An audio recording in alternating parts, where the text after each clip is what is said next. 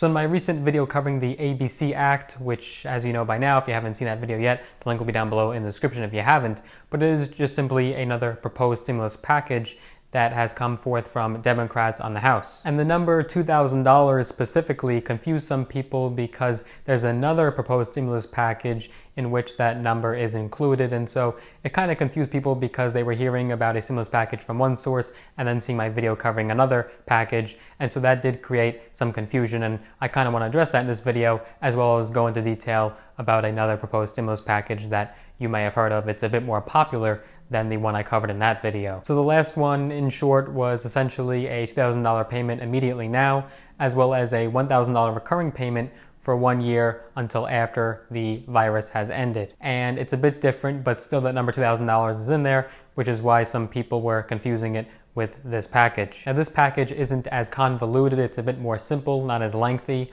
and so we're going to be looking at this one, we're going to be looking at who's going to be getting these payments and the features that it includes. So even as Americans are starting to get their $1,200 stimulus checks, and many people have still not received them after weeks and weeks and weeks of it first being proposed, there are House Democrats that are proposing a stimulus package that would give Americans a lot more money than just that $1,200. So this package would include a $2,000 per month payment, not a $1,000 one like the last package that I was talking about, for most Americans over the age of 16 during the coronavirus pandemic. So Democrats, Representative Tim Ryan from Ohio and Representative Khanna from California introduced the bill on Tuesday that would give Americans $2,000 a month until unemployment returns to the level it was before the economy was hit with shutdowns because of the COVID-19 virus. So this legislation is called the Emergency Money for the People Act. Now as far as the time frame, this would give $2,000 a month to most Americans for a guaranteed 6 months or until the unemployment numbers return to rates that they were before the virus. In their words, it would be until employment returns to pre-COVID-19 levels. Now, pre-COVID-19 levels could be a bit vague, so what does that exactly mean? So this would precisely mean that the employment to population ratio specifically for people ages 16 and older is greater than 60%. The good news is that the monthly cash payments would not count as income, so those people in those numbers would not be included in those numbers. And you would still be able to apply for income-based federal or state assistance programs, such as assistance with purchasing food. But what kind of income levels and families would be able to receive these proposed payments? So everyone 16 and older making less than $130,000 annually would receive $2,000 a month. Married couples earning less than $260,000 would receive at $4,000 per month, and qualifying families with children will also receive an additional $500 per child for up to 3 children. So a family of 4 with 2 children earning up to $260,000 annually would be able to receive $5,000, whereas a single tax filer would get $2,000. And they've made additions to this proposed legislation where these stipulations would allow more people to be able to receive this. For example, if you are unemployed, you are eligible for the money as well. College students will be eligible for the money. However, they were not eligible for the stimulus payment sent out this week if they were claimed on their parents' income tax as a dependent. In addition, the Emergency Money for the People Act would cover people with disabilities. So adults with disabilities were also left out of the stimulus payment since they could be claimed as dependents on others' tax returns. They would be eligible for the Emergency Money for the People Act. Those who had no earnings, were unemployed, or are currently unemployed would also be eligible for the stimulus even if they didn't file a tax return.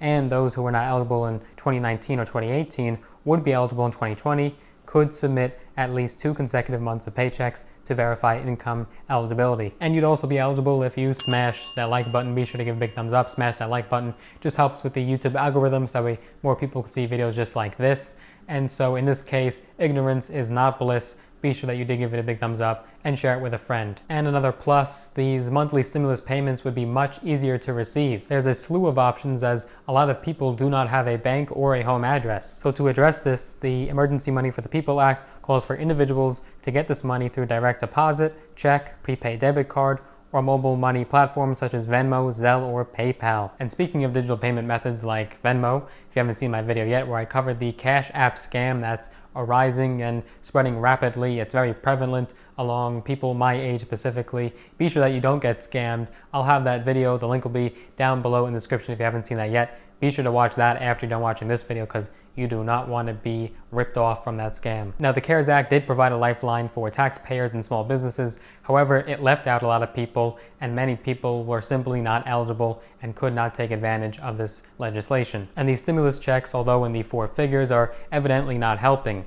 As this study right here, only about half of Americans are confident they can pay full rent in May, according to this survey. Now, these numbers could change as stimulus checks are starting to hit bank accounts. However, according to these numbers, 52% of American renters say they are confident they will be able to pay their full rent in May, compared to 69% who said they could in April. A very stark difference, and that same survey showed that 63% of renters said that they have suffered income losses related to COVID-19. And for the landlords watching this, watch out, because a significant percentage of renters are planning to move out within the next 6 months. Unemployment numbers are expected to reach levels that we have not seen since the Great Depression in the 1930s. And on that same token, this number could be volatile. It could go way up, it could go a little bit down, but 12% of renters say that they do not expect to pay rent at all in May, while 15% say that they're expected to only pay a partial amount of that rent, and 21% of the people do not know at all yet. And income losses directly because of COVID-19 have hit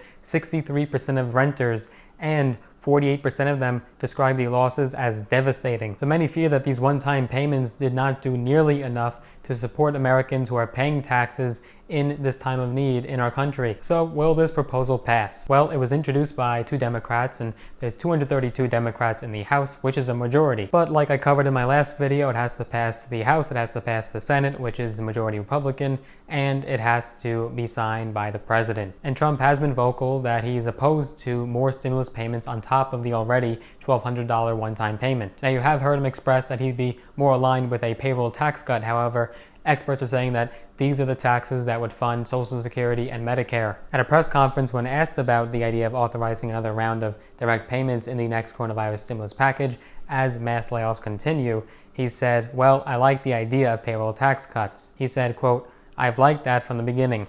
That was a thing that I really would love to see happen. A lot of economists would agree with me.